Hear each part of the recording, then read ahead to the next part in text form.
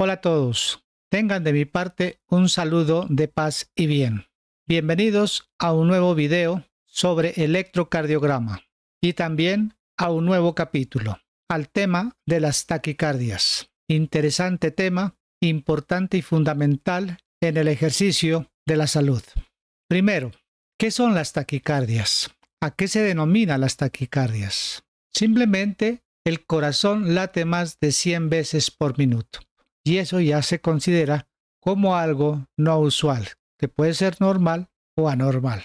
Si una persona corre, va a aumentar su frecuencia cardíaca a más de 100 y eso es una taquicardia funcional debido a la exigencia y a la demanda de requerimientos de oxígeno y otros nutrientes. Pero también puede ser patológico, donde la causa fundamental puede ser en las aurículas.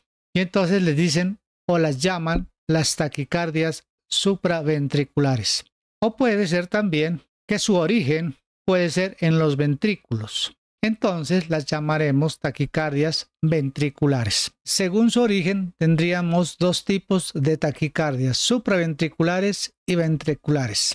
Pero esta es una clasificación muy simple, porque la generación de las taquicardias es mucho más compleja. Y ahí donde vienen las confusiones cuando clasificamos las taquicardias. Miremos este ejemplo.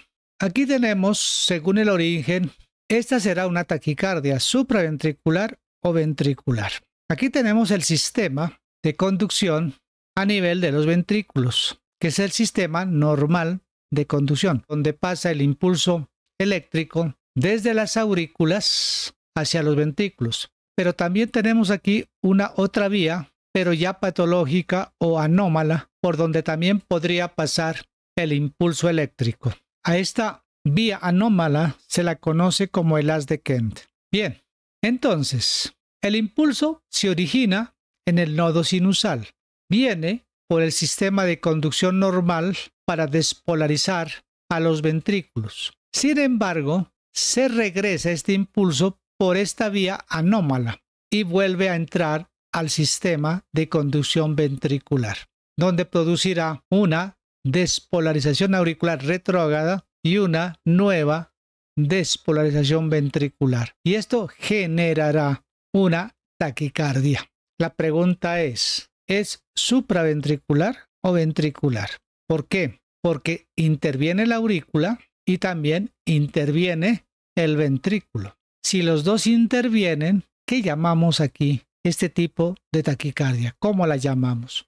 A este tipo de taquicardia, donde involucra tanto al ventrículo como a la aurícula o solo a la aurícula, es una taquicardia denominada supraventricular. Entonces, a este tipo de taquicardias que involucran tanto a la aurícula o también a la aurícula y al ventrículo le llamaremos taquicardias supraventricular. En este caso, como tiene un circuito denominado ortodrómico, tendrá una taquicardia de complejos estrechos. Entonces, ya vamos viendo dos criterios: el origen y el complejo QRS, si es estrecho o ancho. En este caso sería entonces una taquicardia supraventricular de complejos estrechos. Miremos según el origen también. Pero el circuito es diferente, al contrario. El impulso entra primero por la vía anómala y va a despolarizar a los ventrículos. Al despolarizar los ventrículos, como tienen una conducción lenta, van a formar un complejo ancho en su comienzo. Esto es lo que se llama taquicardia antidrómica. ¿Por qué? Porque el circuito es al contrario, antidrómica. Y luego, cuando ya toma el sistema de conducción, se hace estrecho al final. Entonces, este tipo de taquicardias, según el origen, como involucra a la aurícula y al ventrículo, también la llamaremos entonces taquicardia supraventricular. Y esto sería una taquicardia supraventricular de complejos anchos. Entonces, ¿a qué llamamos nosotros taquicardia supraventricular? Aquella taquicardia que no está confinada a los ventrículos. Entonces, toda taquicardia que tiene cierta involucración a más de los ventrículos, otras partes del corazón, como las aurículas, eso es lo que se denomina taquicardias supraventriculares. Según los complejos, ya adelantando, será taquicardias de complejos anchos o, como la anterior, taquicardias de complejos estrechos, las dos supraventriculares.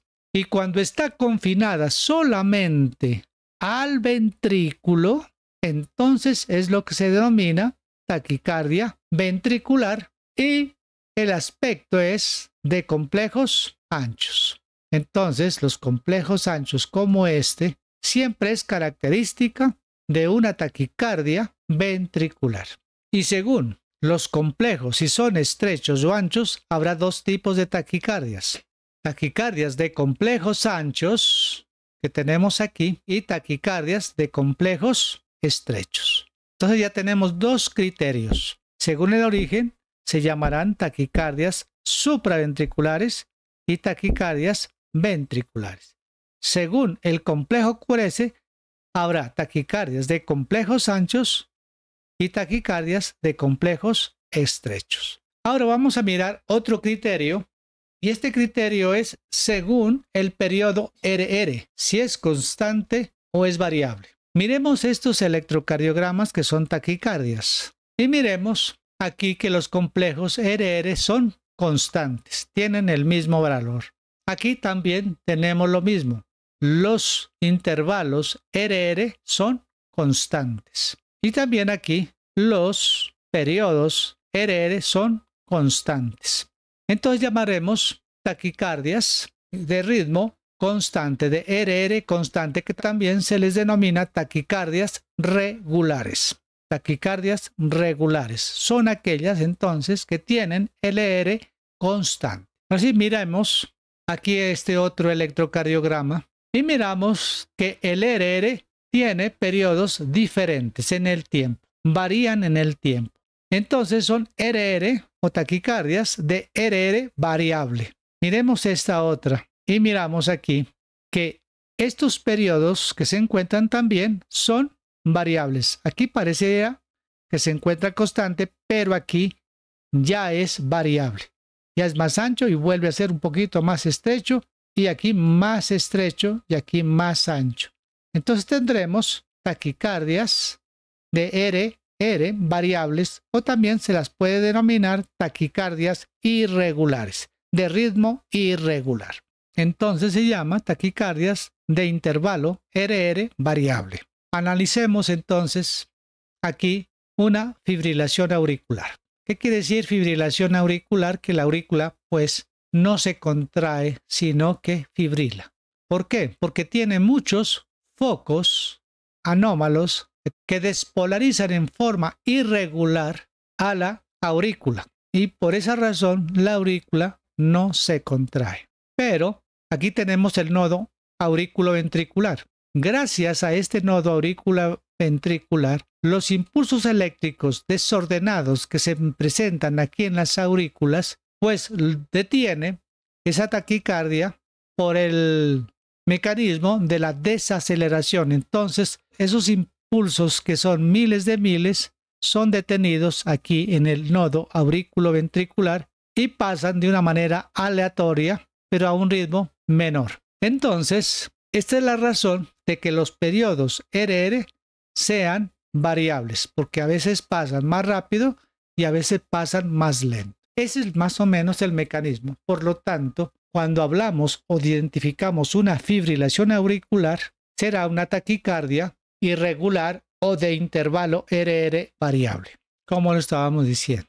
Ahora bien, miremos esta otra. También es una fibrilación auricular, pero tiene que una vía anómala de conducción, que no es normal. Y esa vía anómala entra el impulso por este lado y comienza a girar de este lado. Entonces, habíamos dicho que como aquí es una fibrilación auricular, en esta parte hay una fibrilación auricular, los impulsos pasan de una manera aleatoria y de una manera irregular con un circuito antidrómico. Por eso tiene unas que complejos anchos, especialmente al comienzo del complejo.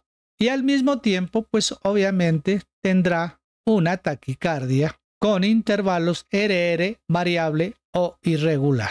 Taquicardias que son muy peligrosas, muy graves. Ese es más o menos el mecanismo de las taquicardias, por qué se presentan con intervalo variable. Bien, en resumen entonces, las taquicardias se dividen según su origen, según sus complejos y según su periodo RR. Según su origen se llamarán supraventriculares o ventriculares. Según los complejos se denominarán taquicardias de complejo ancho y taquicardias de complejo estrecho. Y según el periodo RR se denominarán taquicardias constantes o regulares o taquicardias con intervalo RR variable o también llamadas taquicardias irregulares. Por lo pronto, hasta aquí este primer video. Muchas gracias y hasta la próxima.